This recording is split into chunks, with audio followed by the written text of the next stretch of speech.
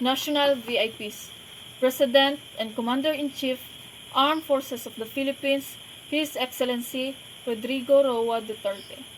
Secretary of National Defense, Honorable Delfin Negrillo Lorenzana. Military VIPs, Chief of Staff, Armed Forces of the Philippines, General Andres C. Centino, Armed Forces of the Philippines. Commanding General, Philippine Army, General Romeo Bronner Jr., Armed Forces of the Philippines. Commander, Reserve Command, Philippine Army, Major General Fernando V. Felipe, Philippine Army. Group Commander, 9th Regional Community Defense Group, Colonel Patricio S. Tamales, Infantry General Staff Force, Philippine Army. Commissioned Officer, 902nd Zamboanga del Norte Community Defense Center, Major Eladio V. Lumantas, Civil Engineer, Philippine Army. President, JRMSU System, Dr. Dailinda R. Lapu. NSTP Director, Dr. Rachel J. Dayme. NSTP Unit Head, Dr. Noel J. Lopesilio. Commandant, JRMSU ROTC Unit, Major Eladio V. Lumantas, Civil Engineer, Philippine Army. Assistant Commandant, 2nd Lieutenant Nicanor B. Obnimaga, Reserve, Philippine Army. Chief Clerk, Corporal Roderick C. Acoimo, Infantry, Philippine Army.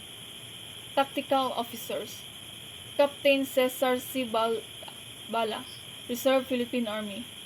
2nd Lieutenant Joe Peter M. Villacruz, Reserve, Philippine Army. Admin Non-Commissioned Officer, Sergeant Journal R. Laput, Reserve, Philippine Army. Tactical Non-Commissioned Officers, Reservist, Private First Class Junray A. Maglasang, Infantry, Philippine Army. Staff Sergeant Gerald Rich H. Soto, Reserve, Philippine Army. Staff Sergeant Michael Ray Elvin S. Boreros, Reserve, Philippine Army. Sergeant Nancy E. Aranjuez, Reserve, Philippine Army. Sergeant Maynard O. Comisilia, Reserve, Philippine Army. Private Rodel G. Patangan, Reserve, Philippine Army. Private Triche A. De La Rosa, Reserve, Philippine Army. Private Charlene E. Tagapan, Reserve, Philippine Army. Graduate Military Assistant or GMA. Private Adams N. Sumalpong, Reserve, Philippine Army. Private Nilo B. Lagradilla, Reserve, Philippine Army. Private Jefferson Paglinawan, Reserve, Philippine Army. Private Rico Jack J. Tawatao, Reserve, Philippine Army. Private Glenmar G. Olinan, Reserve, Philippine Army. Private Shahara May M. Halin, Reserve, Philippine Army. Private Gisrael M. Pasculado, Reserve, Philippine Army. Private Vincent Jubilee G. Cadano, Reserve, Philippine Army. Private Ray R. Dayaw, Reserve, Philippine Army. Private John Ray P. Valladares, Reserve, Philippine Army. Private Joven Ray E. Sakal, Reserve, Philippine Army. Private John Fritz C. Cuenca, Reserve, Philippine Army.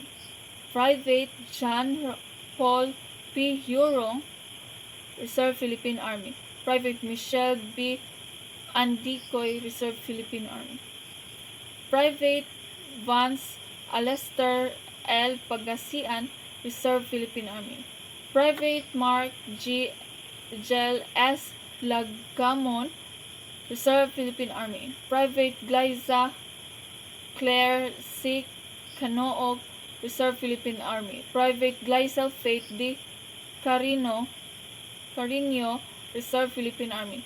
Private Jezalyn Elopre, Reserve, Philippine Army. Private Maybell B. Singkay, Reserve Philippine Army.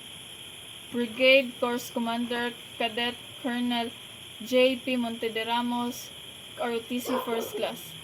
Executive Disciplinary Officer Cadet Lieutenant Colonel Roderick L. Cadorna, ROTC First Class. Brigade S1 Adjutant Officer Cadet Lieutenant Colonel Bless T. Manlupig, ROTC First Class. Brigade S2 Intelligence Officer Cadet Lieutenant Colonel Ronel V. Bailon, ROTC First Class.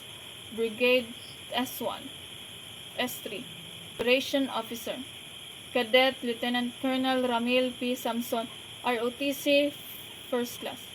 Brigade S4 Logistic Officer Cadet Lieutenant Colonel Shelame P. Azores, ROTC First Class. Brigade S7 Liaison Officer Cadet Lieutenant Colonel Jamaica S. Lagudas, ROTC First Class. 1st Battalion Commander Cadet Lieutenant Colonel Jomari T. Osabel, ROTC First Class. 2nd Battalion Commander Cadet Lieutenant Colonel Jefford C. Ferigura, ROTC First Class. 1st Battalion Executive Disciplinary Cadet Major Junmark T. Clemenia, ROTC First Class. Battalion S1 Adjutant Cadet Major Kathleen Rose E. Apaw, ROTC First Class. Battalion S2 Intelligence Cadet Major Jericho T. Osabel, ROTC First Class. Battalion S3 Operation Cadet Major Jason A. Hamarolin, ROTC First Class. Battalion S4 Logistic Cadet Major Maria Alona Jane P. Alfon, ROTC First Class. Battalion S7 Liaison Cadet Major Chenli R. Silva, ROTC First Class.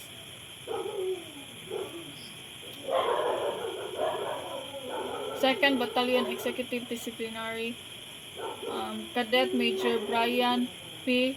Banuelos, ROTC First Class.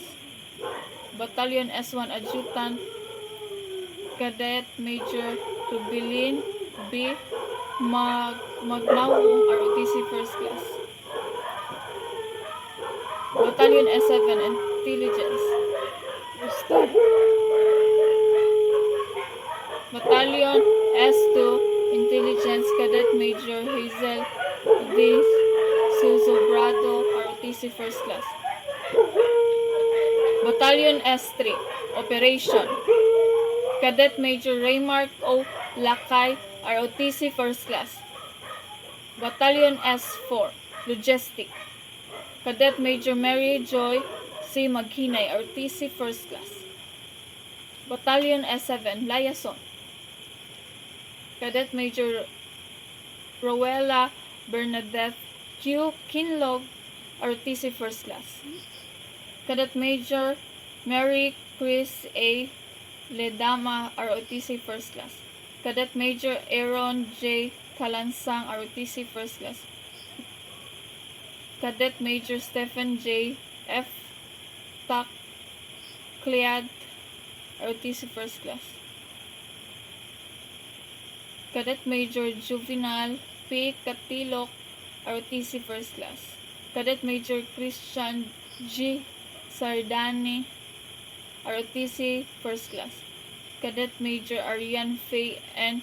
Palangan, ROTC First Class. Cadet Major Baby Janela G. Cañete, ROTC First Class. Gino A. Carbonilla, ROTC First Class. Major Gino A. Carbonilla, ROTC First Class. Cadet Major Kent O. Dampayla, ROTC First Class. Cadet Major Raymart S. Anyo, ROTC First Class. Cadet Major Brittany D. Agit, ROTC First Class. Cadet Major Rekman V. Cabanag, ROTC First Class. Major Mark Jen L. Proceso, ROTC First Class. Cadet Captain Lester V.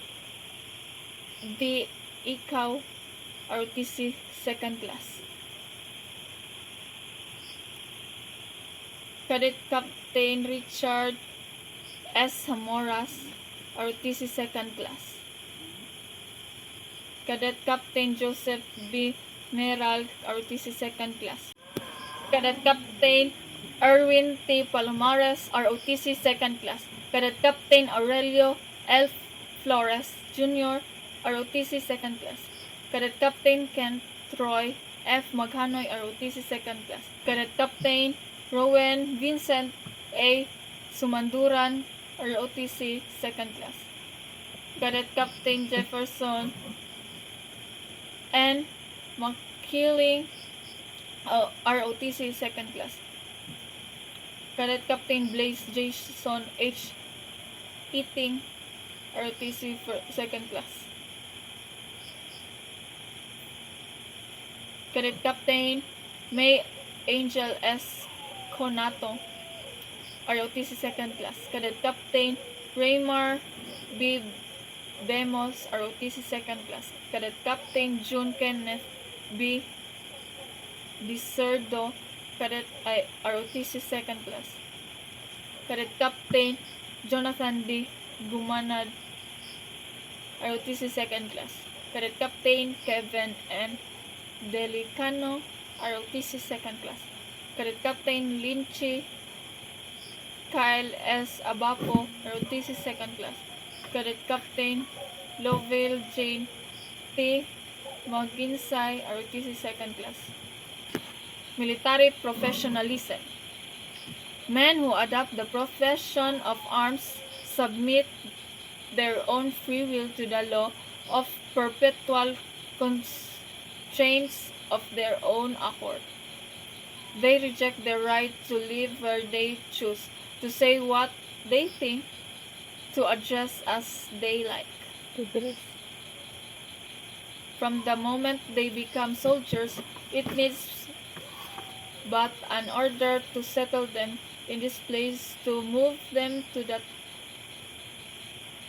to separate them from their families and dislocate their normal lives.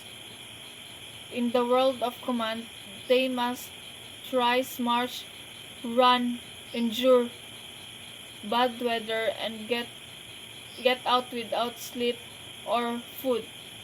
They are led in some distant post work until they drop. They have ceased to be the master of their own fate. If they drop on their tracks, their ashes shall be scattered in the four winds. That is all part of the parcel of their job. Pledge of loyalty. If you work for a man, in heaven's name, work for him, speak well of him, and stand by the institution that he represents. Remember, an ounce of loyalty is worth a pound of cleverness. If you must growl, condemn, and eternally find fault, why not resign your position? And when you are in the outside, damn, to your heart's contents. But as long as you are part of this institution, do not condemn it. If you do, the first high wind that comes along will blow you away. And probably you will never know why. Military courtesy is an act of politeness, civility, and respect that a personnel in the military organization accord to one another. Military discipline. It is a state of order and obedience existing within a command. Military leadership. It is the process of influencing men in such a manner as to accomplish the mission. Military secrecy. What you see, what you hear when you leave it here. Salute. It is the highest form of courtesy. 11 General Orders or 11 GO. 1.